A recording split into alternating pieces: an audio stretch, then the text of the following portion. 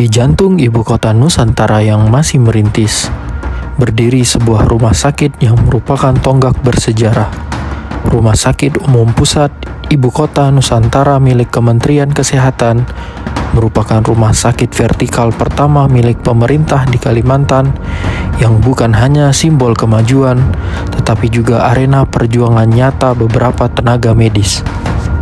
Halo, saya adalah Dr. Muhammad Dari Aprilio Pasaribu, seorang dokter umum ahli pertama yang dipercaya mengemban tanggung jawab ganda di Rumah Sakit Umum Pusat Ibu Kota Nusantara. Rumah Sakit Umum Pusat Ibu Kota Nusantara dirancang dengan konsep Smart Hospital for the Smart City dan mengedepankan prinsip Green Building. Konsep Green Building ini ditandai dengan adanya pemanfaatan air hujan dan air daur ulang sebagai sumber alternatif air serta sanitasi hemat air. Berdiri di atas lahan 1,8 hektar, rumah sakit ini memiliki lebih dari 250 kamar rawat yang difasilitasi dengan alat kesehatan terbaik seperti CT scan, hybrid cath lab, dan MRI 3 Tesla yang merupakan satu-satunya di Pulau Kalimantan. Rumah sakit ini juga dilengkapi dengan berbagai fasilitas modern termasuk ruang gawat darurat dengan kamar operasi sito, telemedicine, hemodialisis, dan berbagai unit perawatan intensif. Tujuan strategis dari Rumah Sakit Umum Pusat Ibu Kota Nusantara adalah untuk mendukung visi Ibu Kota Nusantara sebagai kota modern, inklusif, dan berkelanjutan dengan menyediakan layanan kesehatan berkualitas bagi para ASN, pekerja konstruksi, dan tentunya masyarakat umum sekitar. Selain itu, Rumah Sakit Ibu Kota Nusantara dirancang untuk menjadi pusat rujukan penyakit, khususnya di bidang stroke dan kardiovaskular.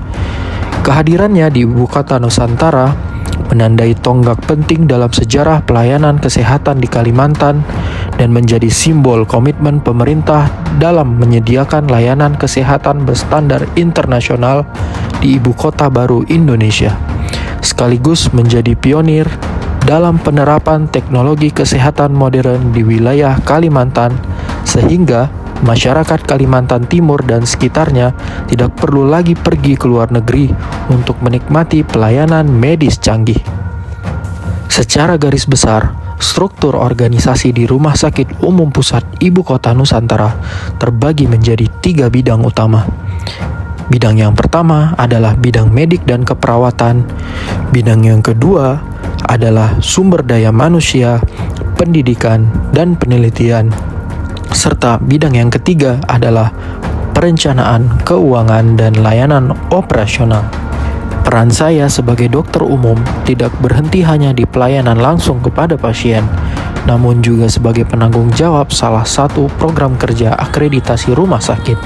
Saya juga harus mampu mengkoordinasikan beberapa unit-unit vital yang ada di rumah sakit. Semua unit vital ini bagaikan jantung yang saling berdetak, harus bersinergi sempurna untuk mencapai standar akreditasi yang ketat. Setiap elemen penilaian akreditasi adalah gunung yang harus saya daki, dari memastikan hanya profesional pemberi asuhan yang kompeten yang boleh melakukan pengkajian, hingga menjamin pelayanan terintegrasi untuk pasien berisiko tinggi. Semuanya harus tercatat, terstandarisasi, dan dapat dipertanggungjawabkan kepada asesor. Sebagai ASN di era Smart ASN 2025, saya tidak hanya dituntut profesional secara medis, namun juga harus mampu mengintegrasikan nilai-nilai berakhlak dalam setiap pelayanan, integritas dalam dokumentasi, nasionalisme dalam pengabdian, serta profesionalisme dalam standar pelayanan. Smart ASN bukan hanya tentang teknologi, tetapi tentang adaptabilitas dalam menghadapi ketidakpastian.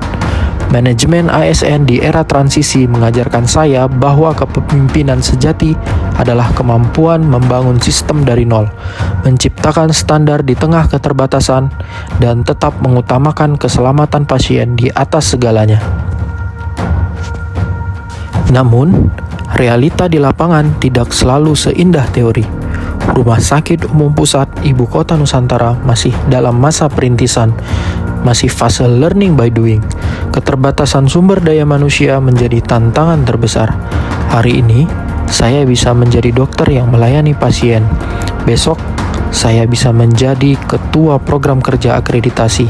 Lusa, saya harus rapat, belum lagi tugas sampingan sebagai anggota komite etik dan hukum yang menambah beban pikiran. Konsentrasi terpecah tentunya adalah musuh terbesar. Di satu sisi, saya harus fokus sebagai dokter umum yang melayani masyarakat.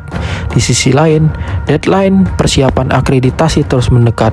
Komite etik dan hukum juga membutuhkan perhatian. Setiap pasal dalam hospital bylaw harus kami susun secara cermat.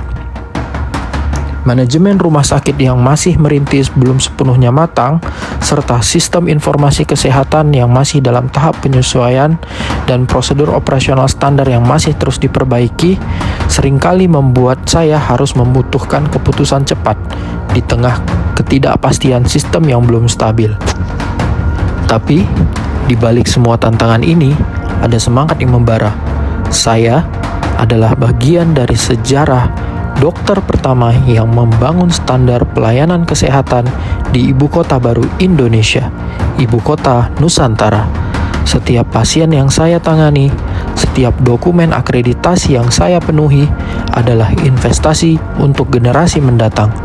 Hari esok, saya akan kembali menjalankan misi yang sama, melayani masyarakat sepenuh hati sambil membangun pondasi pelayanan kesehatan berkualitas internasional. Karena di Rumah Sakit Umum Pusat Ibu Kota Nusantara, kami tidak hanya akan merawat pasien, kami juga akan merawat masa depan Indonesia.